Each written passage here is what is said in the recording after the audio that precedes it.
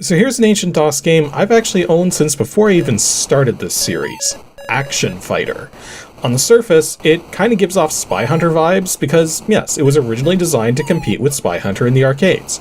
Yet, the reason I'm only just getting around to this game now, despite having a copy all this time, is because there's something special about the version of the game that I have. Now, I don't know about the rest of the world, but here in Canada, in the mid to late 80s, one of the dominating home computers at that time was the Tandy-1000 series.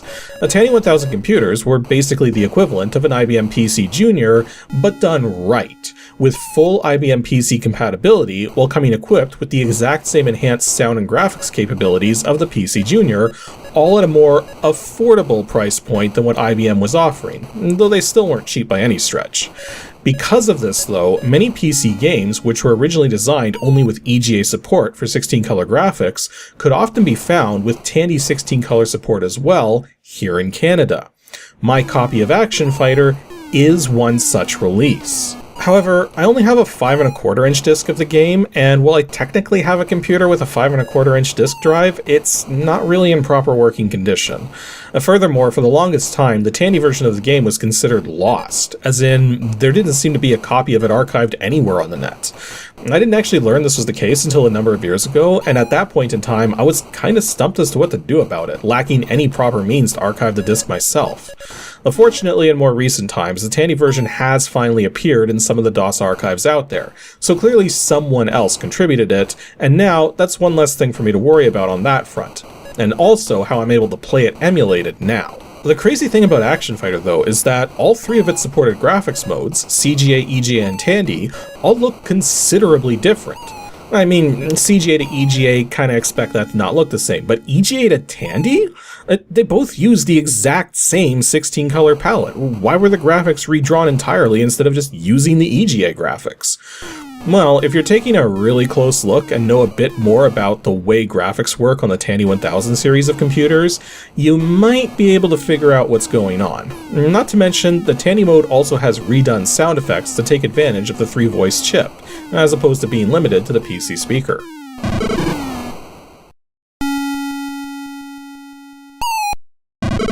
Action Fighter was originally released into arcades by Sega in 1986, along with a Master System port that same year. And it wouldn't be until 3 years later, in 1989, where it got ported by Core Design to several other home computers, including DOS PCs, with Firebird Software handling the publishing of those ports. However, I believe the specific version I have, which added Tandy graphics and sound support, came 2 years later in 1991, though it's difficult to know for certain as the file dates on the copy I have are extremely not correct. And I should point out too, every port of Action Fighter plays considerably different to the others, with the original arcade release being more like Spy Hunter in terms of the power-ups you get. It's a one-player arcade game, originally featuring support for CGA 320x200 4-color graphics, and EGA 320x200 16-color graphics, and PC speaker sound. However, the updated version to add Tandy graphics support does so using a special 160x200 16-color graphics mode, which is exclusive to Tandy systems, likely added in order to better support composite output to televisions, a feature all Tandy-1000 systems have in lieu of owning a proper Tandy computer monitor. Playing the Tandy version also adds Tandy 3-voice audio. As for its current release date, it's still commercial, and finding a copy is next to impossible. And being ported to several computer systems makes it hard to find copies for the specific platform you want, but the worst part of trying to find this game is just the name of it. Action Fighter. I mean, the number of results you tend to pull up which have nothing to do with this game at all is staggering, as the two words in the name both correspond directly to game genres. That said, I did find a few computer copies for sale, none of which were the DOS version, and the prices tended to be around $10 to $15 for a loose disc, and $60-ish fully boxed. So it's not impossible to find, but will definitely take time to find the specific copy that you're looking for.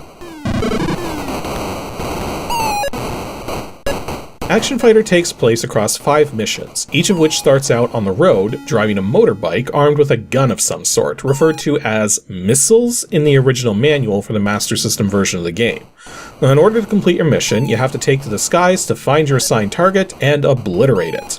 But this means finding the 6 vehicle parts, labeled with the letters A through F, and then reaching the takeoff point. It's a little overcomplicated, but really not that bad. In order to collect vehicle parts, you have to drive along and destroy other vehicles. One thing I find interesting is that the game is incredibly lenient about collisions while down on the ground. Unless you slam headfirst into an enemy vehicle, you just bounce off of it, meaning you can be very aggressive during the driving segments of the game and will likely do okay. But you do have to pay attention to the indicator at the top of the screen, which points out the layout of the road coming up, so you can react accordingly while at speed. Once you destroy enough enemy vehicles, the next part capsule you need will fall down the screen in line with your current horizontal position. Well, this doesn't always work out properly, but if you end up missing a part capsule, it's not gone forever. You just destroy enough opponents, get another to drop. The first 4 part capsules, A, B, C, and D, represent the 4 quadrants of a car, with the D in particular possibly referring to driving, though I wasn't able to confirm this. In any event, there's not really much of a difference between driving the car or motorbike, except that the car has a larger hitbox, and thus it's easier to accidentally hit things that you didn't mean to. Not to mention, this makes it harder to make it across jump ramps. Fortunately, you can switch back to the motorbike at the push of a button. As you're driving along though, you'll occasionally see a Sega truck pull up in front of you. If you accelerate up to speed and get directly behind the truck, you'll drive into the back of the truck and get an upgrade. The first upgrade gives you double the firepower, the second upgrade allows you to shoot auto missiles into the air to take out airborne targets, the third upgrade is a rear firing attack, and the final upgrade is a brief few seconds of invulnerability, which you can collect multiple times. Now if you lose a life, all of your upgrades are lost. The last 2 part capsules, E and F, represent the jet thrusters for converting the car into a flying death machine, with the F in particular also possibly referring to flight. Again, not able to confirm this. Now, normally the driving section loops infinitely, but there's a very specific spot right before it begins looping where, if you have all 6 parts, the game will take control away for a moment and launch you into the air. Once airborne, things change up dramatically, and the game becomes more like Xevious than Spy Hunter. You now have a targeting cursor showing you where you'll be dropping bombs, touching anything becomes instantly fatal, and the screen now scrolls automatically at a slow rate as you proceed towards your objective. The upgrades still all work the same, except the second upgrade simply doubles the number of bombs you drop, which depending on the mission may or may not be useful, as there's really not a lot of stuff to bomb. There's no enemies on the ground, simply box-shaped targets which don't award any points when you do bomb them, with only 3 out of the 5 bosses being ground or sea targets. Now, something which may or may not have been apparent up to this point is that the enemies you face are actually random.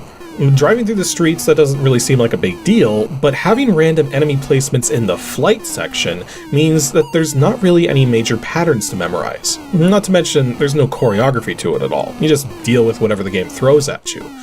Because of that, the fights themselves don't have a lot of variety to them, and the only time you're ever going to get worried is if you've got 2 more blimps on screen at a time, since the right side blimps shoot a 3-way spread of shots, while the left side blimps shoot a 5-way spread. While you're in the air though, you're still going to find capsules floating past fairly frequently, but now they serve as power-ups and bonuses depending on the letter code. P is simply bonus points, T is extra time for the timer, E is an extra life, S is a permanent speed up until you lose a life, B blasts away all of the enemies on the screen, and I gives you a few seconds of invulnerability, same as if you got it from the 4th and final upgrade instead. Actually, we should talk about the timer for a moment because it's a very curious holdover from the original Master System port. In that version of the game, the timer basically acted kinda like a stand-in for your extra lives, whereby if you still had time left, getting destroyed wouldn't actually cost you a life, and you wouldn't start losing your extra lives until after you ran out of time. Now here in this port of the game, it's simply a bonus timer. If it runs out, doesn't matter. Though it's actually pretty rare for it to run out, so long as you're picking up every power-up you come across. Not to mention, extra lives are very easy to come by while flying through the air. Like, getting your lives count into the double digits is surprisingly simple once you know what you're doing. And yeah, I'm aware the audio here in the sky is kinda annoying, as you're constantly listening to your bombs dropping since they drop at the same time as you fire your missile guns. Now, even though the Tandy sound effects are different from the PC speaker sound effects, it's not much better there either. I distinctly remember as a kid playing the driving sections with the audio on, then turning the sound off for the flying sections, then turning it back on once I was back to driving again. But really, there's not much more to say about the game. For some reason, I thought the game had 8 missions, and as a kid, the furthest I ever got was mission 5. Well, playing through the game for this review, I discovered the game actually only has 5 missions, which I mean, I guess that's okay. The thing is, once you've played through the entire first mission, every mission following is just more of the same with the exact same enemies, with the bosses at the end being the only real difference. The game lays down virtually its entire hand right at the start, and then just keeps playing the same cards until you win. Overall, Action Fighter is a game I definitely enjoyed playing as a kid, but taking a critical look at it now, I can see it is a very average game. It's basically what you would get if you merged Spy Hunter and Xevious into a single package, and I guess for its time, it's impressive enough. If you get a chance to play it, then definitely give it a go, but realistically, it's not a game you're going to keep coming back to over and over again. A single playthrough is all you need. And naturally, if you want to play the game with the Tandy graphics and audio, you need to set the machine type to Tandy. But beyond that, you can leave cycle set to auto, and for joystick support, you must turn off timed intervals, or it's not going to work at all. Though, speaking of, that leads into a very odd thing, in that the keyboard mapping is very broken in the Tandy release.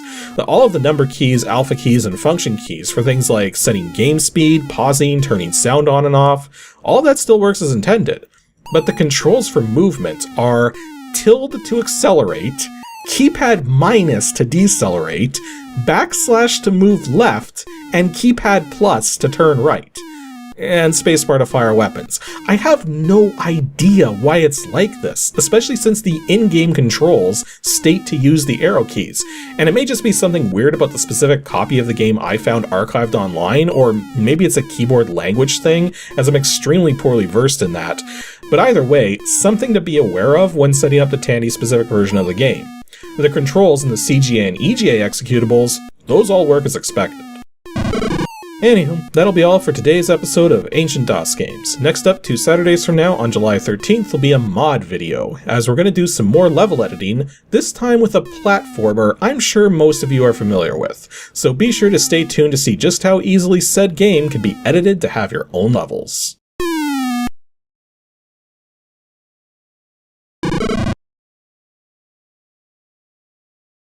Thanks for watching, everyone, and extra special thanks to everyone supporting me over on Patreon. If you'd also like to support the show directly and get some extra perks, then head on over to patreon.com/KASICK.